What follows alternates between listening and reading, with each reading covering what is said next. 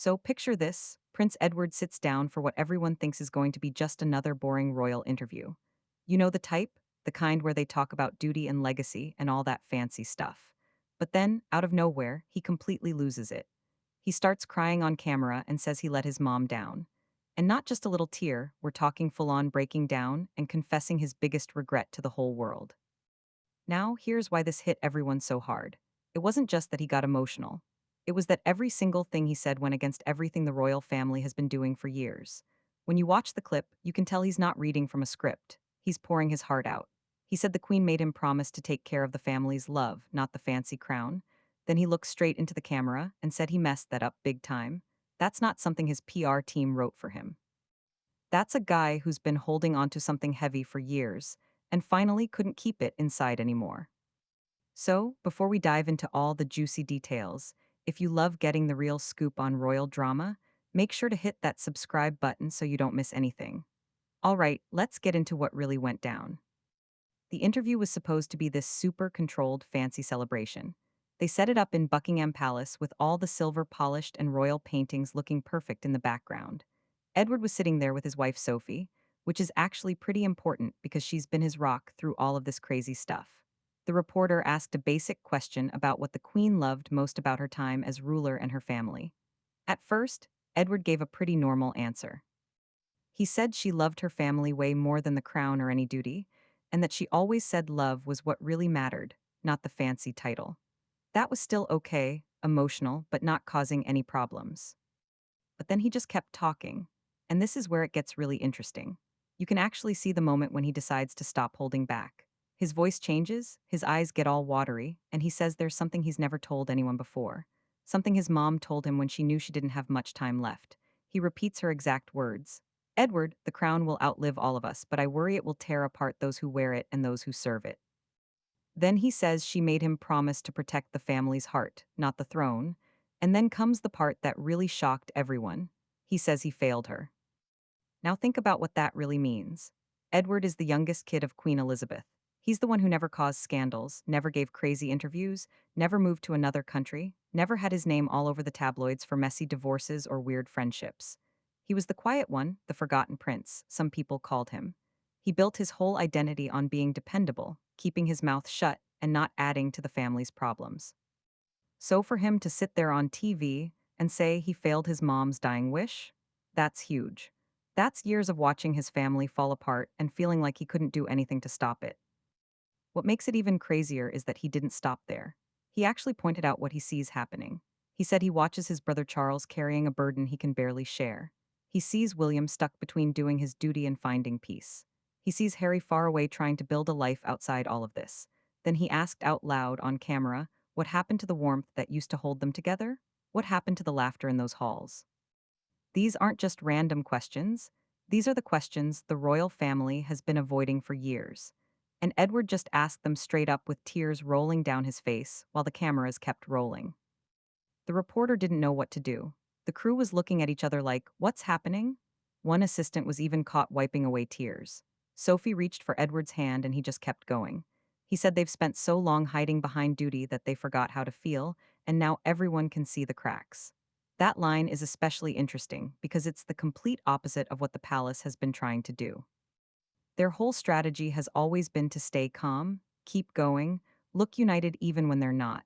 And Edward just said publicly that this approach has totally failed. Not only that, but it actually made things worse.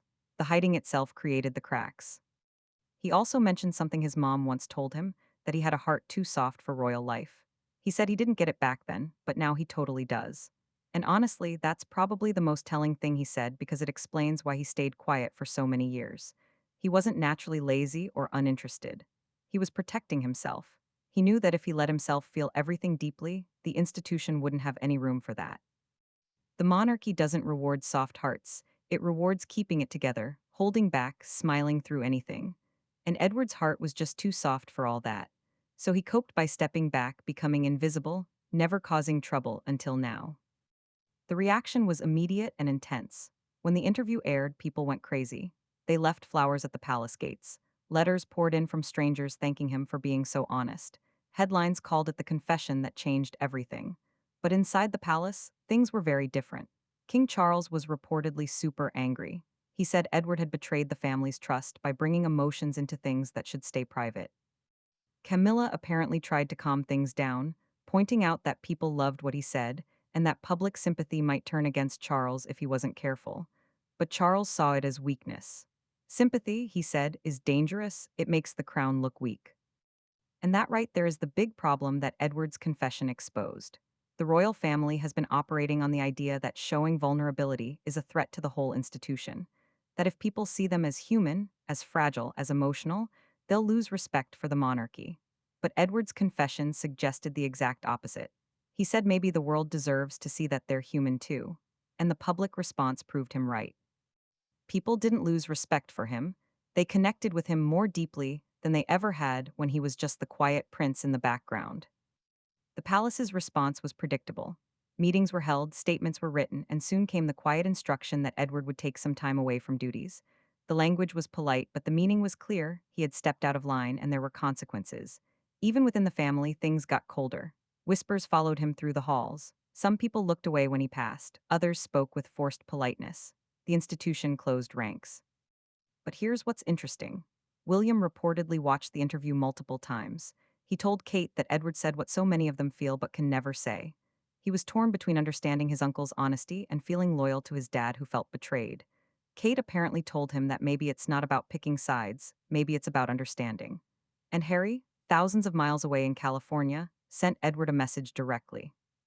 He said Edward was brave and that he knows how hard it is to speak when silence feels safer. He said Edward did right by her. When Edward read that message, he told Sophie that Harry understands. They both know what it means to tell the truth when no one wants to hear it. That connection between Edward and Harry is worth paying attention to.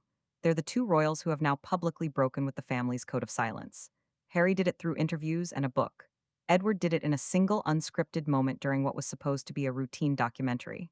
Different methods, same message. The way the family handles pain isn't working.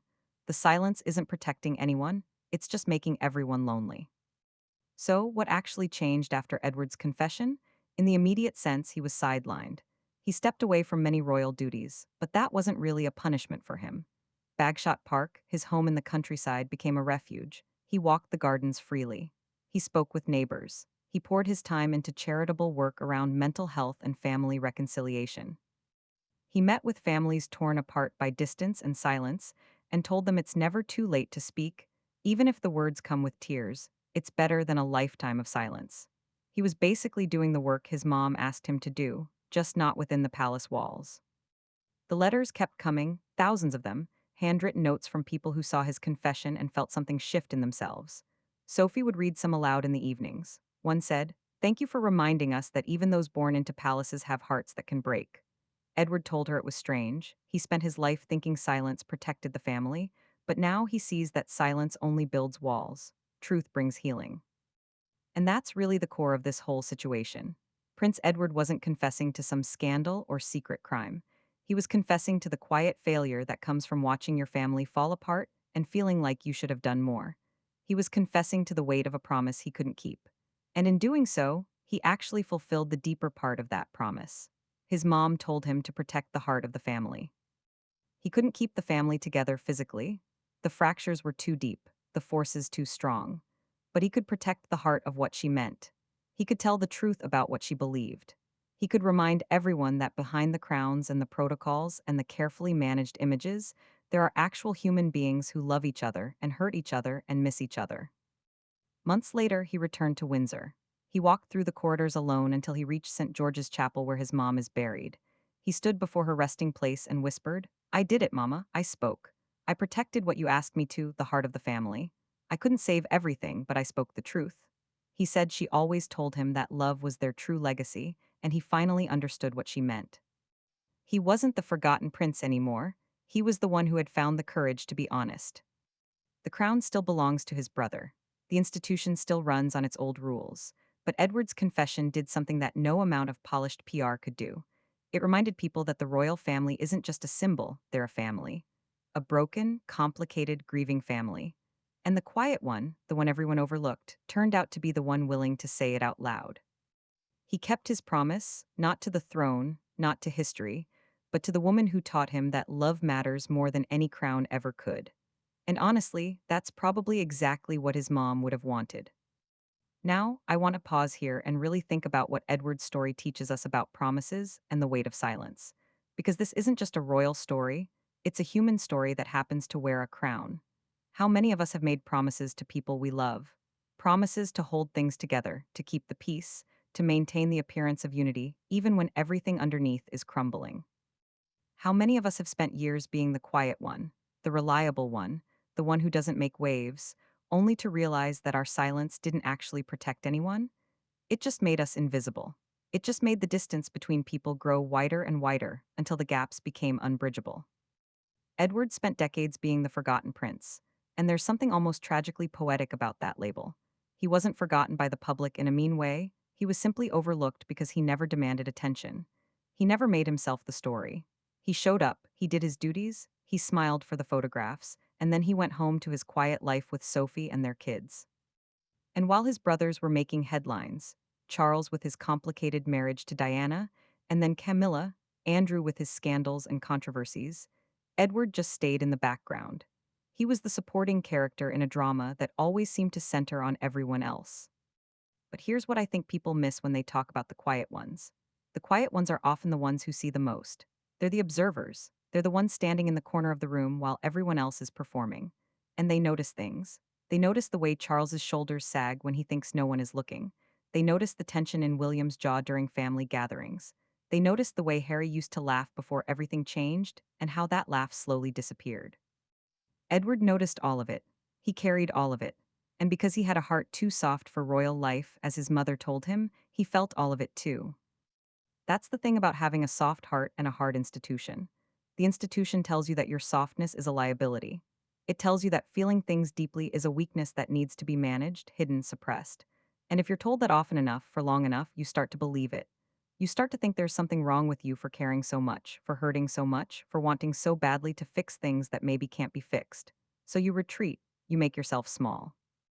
You convince yourself that staying out of the way is the best thing you can do for everyone.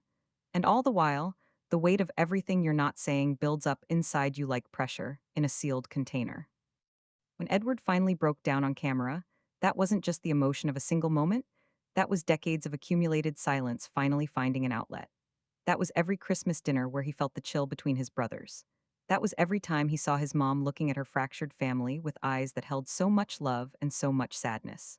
That was every conversation he never had, every word he swallowed, every time he told himself that keeping quiet was the right thing to do.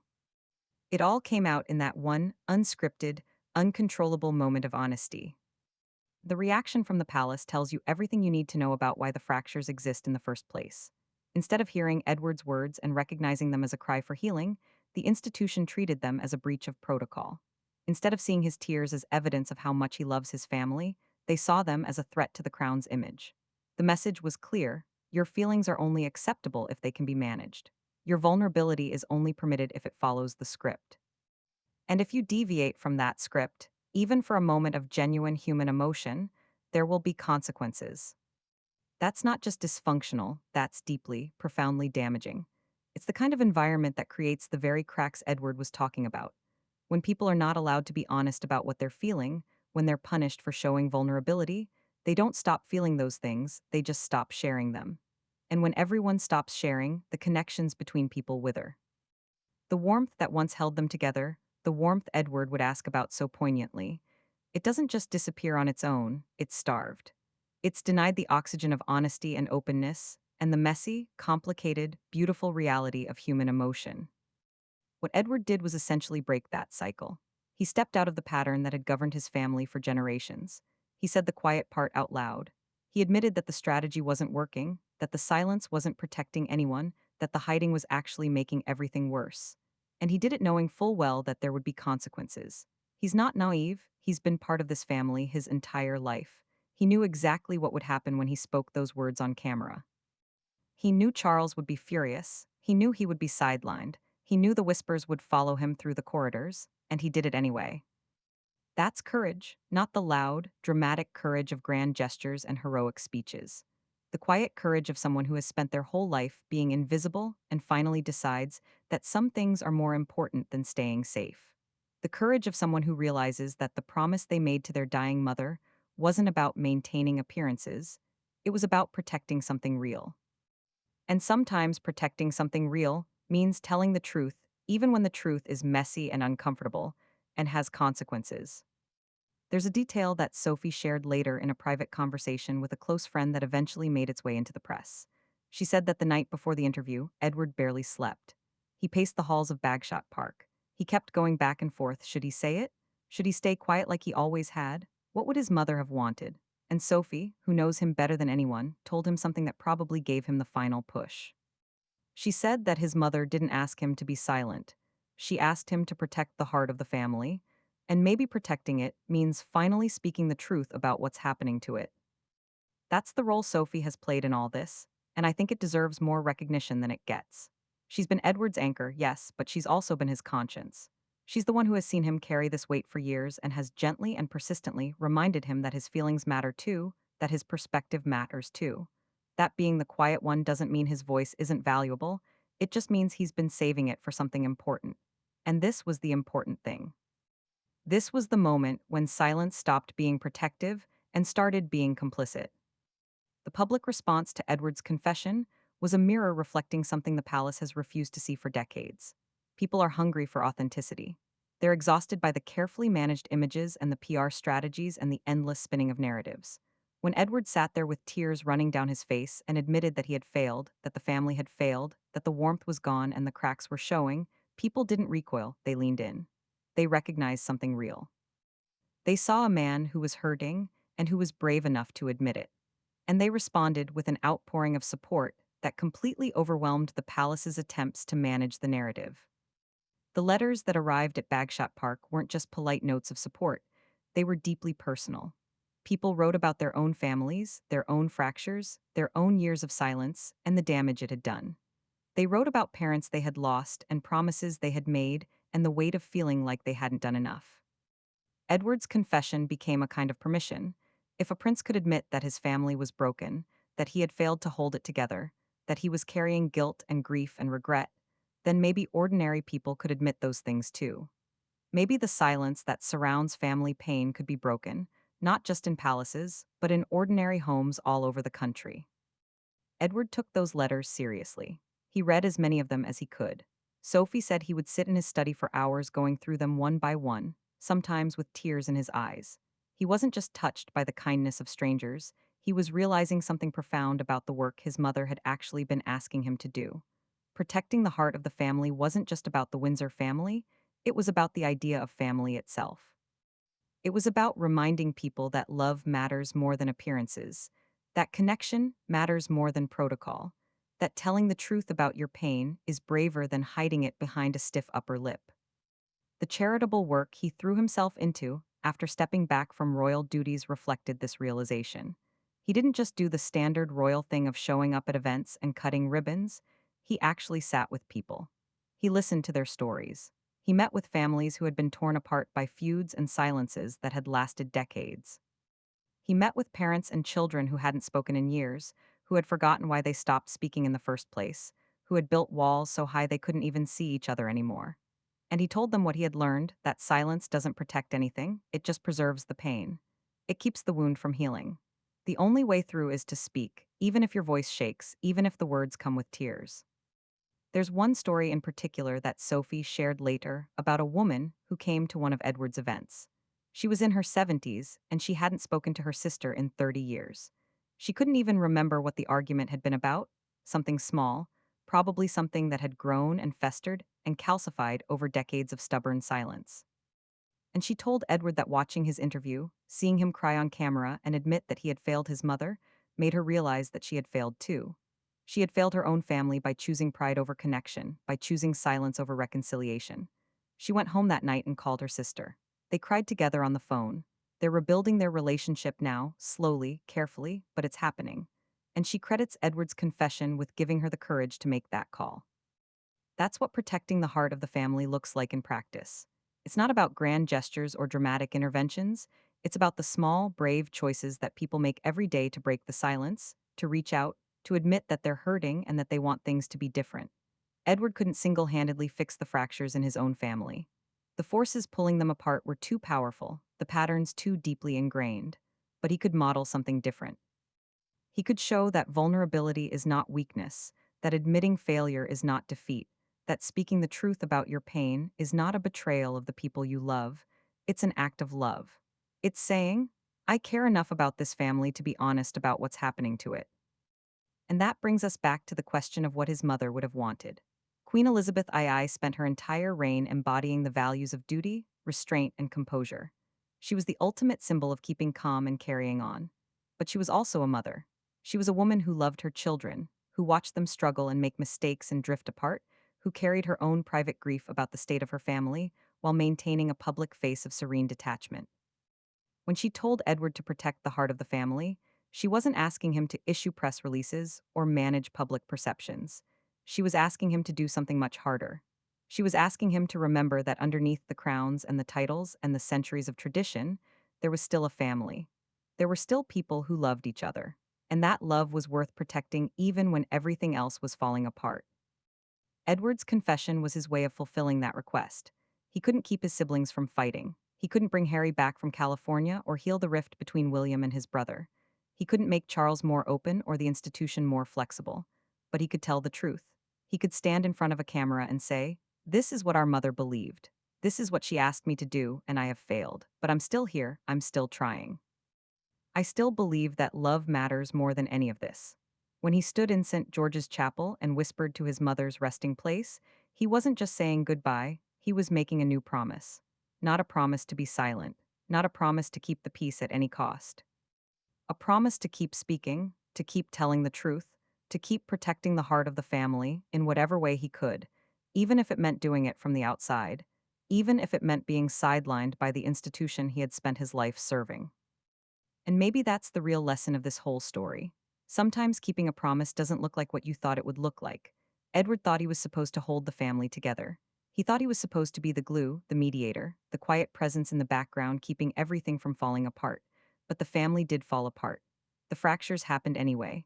And in the aftermath, he realized that his promise wasn't about preventing the breaks, it was about being honest about them. It was about refusing to pretend that everything was fine when it wasn't. It was about standing in the ruins of what used to be and saying, this is broken, but that doesn't mean it can't be loved. That doesn't mean the heart of it isn't still worth protecting.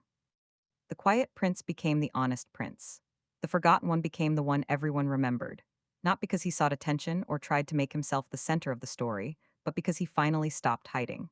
He finally let himself be seen.